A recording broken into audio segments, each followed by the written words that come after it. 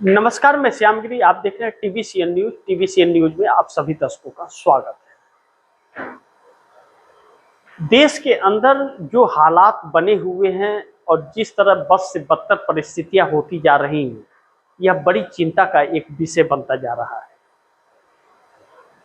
अभिषेक बनर्जी पर हुए हमले के 24 घंटे के अंदर कल्याण बनर्जी के ऊपर हमला हो गया। बंगाल में स्थितियां बेकाबू होती जा रही हैं, माहौल बिगड़ता जा रहा है। अब इसका आरोप भारतीय जनता पार्टी पे लग रहा है कि भारतीय जनता पार्टी करा रही है, और आरोप लगना भी जायज तब हो जाता है जब उन हमलावरों का तस्वीर भारतीय जनता पार्टी के नेताओं के साथ आ रहा है। ऐसे में यह एक चिंता का विषय है। जिस जनप्रतिनिधि का जिम्मेदारी राज्यपाल की होती है राज्यों में और स्पीकर की होती है पार्लियामेंट के अंदर, वह सब चुप बैठ गए हैं।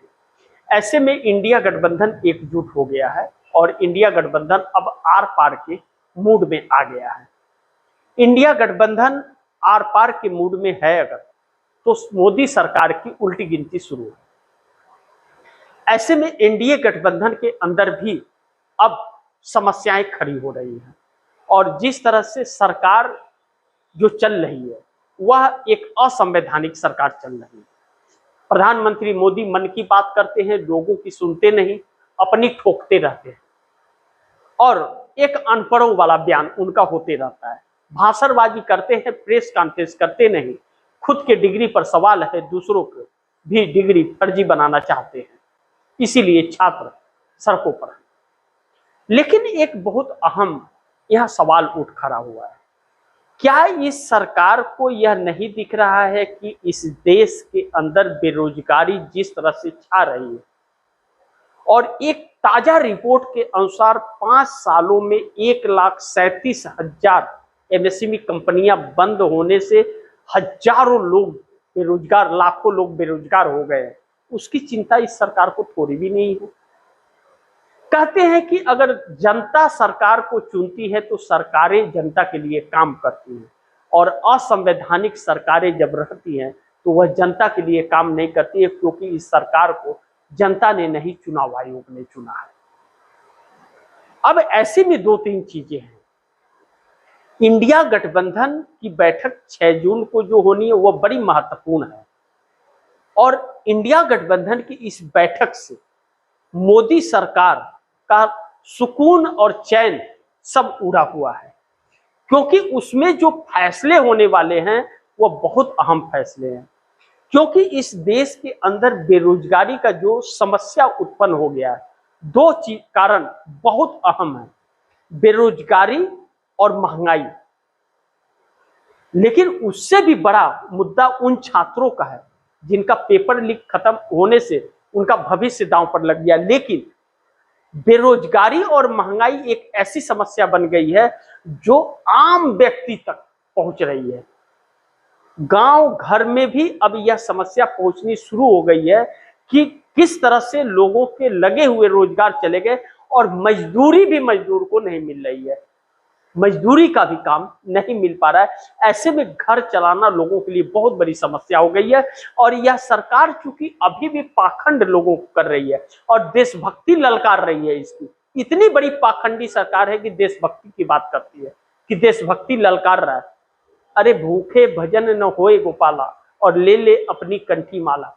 भूखा पेट तो भगवान का नाम भी नहीं ले सकते, और लेकिन सरकार ज्ञानी बाबा जरूर बनी है। जैसे मोदी जी डमरू बजाते हैं, त्रिशूल घुमाते हैं, तो ज्ञान बांट रहे हैं, लेकिन खुद को ज्ञान है कि नहीं, इसका ज्ञान उनको नहीं है। लेकिन एक चीज और सत्य है कि सरकार अपनी नाकामियों को इस देश के लोगों पर थोपना चाहती है, यह सच है।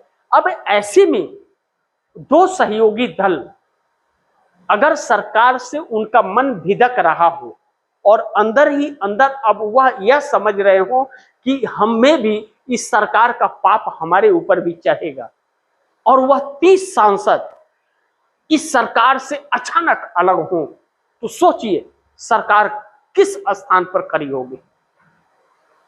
लेकिन राहुल गांधी के कहे अनुसार कि जो सरकार गिरने वाली है, गिर जाएगी मोदी सरकार, वह 100% अब होता हुआ नजर आ रहा है, क्योंकि पूरा देश इस सरकार के खिलाफ खड़ा हो गया है। इस सरकार को डर है अब इस बात का, सत्ता जाने का, और जानती है यह सरकार की सत्ता गई तो कैसे जेल के सलाखों के पीछे यह सरकार के लोग होंगे। इसलिए और भी क्रूरता इस सरकार की देश के सामने आ रही है। शिक्षा और स्वास्थ्य की बात, अच्छे दिन की बात करने वाली सरकार, सबका साथ सबका विकास की करने वाली सरकार कह रही है जो हमारे साथ हम उनके साथ भी यह सरकार नहीं है।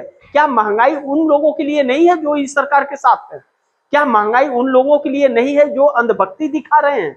उनके साथ भी तो है महंगाई। अगर डीजल पेट्रोल नहीं मिल रहा है तो उनको भी तो नहीं मिल रहा है, कौन सा उनको मिल रहा है? अगर बच्चों का पेपर लीक हो रहा है, बच्चे शिकार हो रहे हैं, तो उन अंधभक्तों के भी तो कुछ बच्चे होंगे उसमें, उनके भी तो बच्चे होंगे, तो उनके भी बच्चों का तो भविष्य खराब हो रहा है। हकीकत यह है कि इस सरकार के लोग ही इस सरकार के खिलाफ हो गए और यह सरकार अब आखिरी पैदान पर आकर के खड़ी हो गई है। हकीकत यह है कि 12 सालों में इस सरकार ने देश को का बेड़ा गर्क कर दिया है। जितने धन दौलत थे और सम्मान था इस देश का, सब बेच दिया है, सिर्फ और सिर्फ अपने स्वार्थ को साधने के लिए। इस सरकार के पास ना तो कोई ब्लूप्रिंट है, ना तो कोई प्लान है, ना तो कोई काम करने का तरीका है, और ना तो ज्ञान है। हर चीज में अज्ञानता है। बस एक चीज है, यह सरकार चुनाव जीतना जानती है, सिर्फ चुनाव जीतना, और वह भी जनता के वोट से नहीं, ईवीएम मशीन से चुनाव जीतना चाहती है। यही वजह है कि आम जनता आज सड़क पर उतरने के लिए मजबूर हो गई है, जो इस सरकार के लिए लेने के देने पड़ रहे हैं। आने वाला वक्त आप दर्शकों के लिए भी चुनौतीपूर्ण है। राहुल गांधी ने कहा था कि 2 से 3 महीने के अंदर आर्थिक तूफान आने वाला है। आप दर्शक सतर्क रहिए और कुछ बचा करके रखिए ताकि उस संकट से आप निकल सके।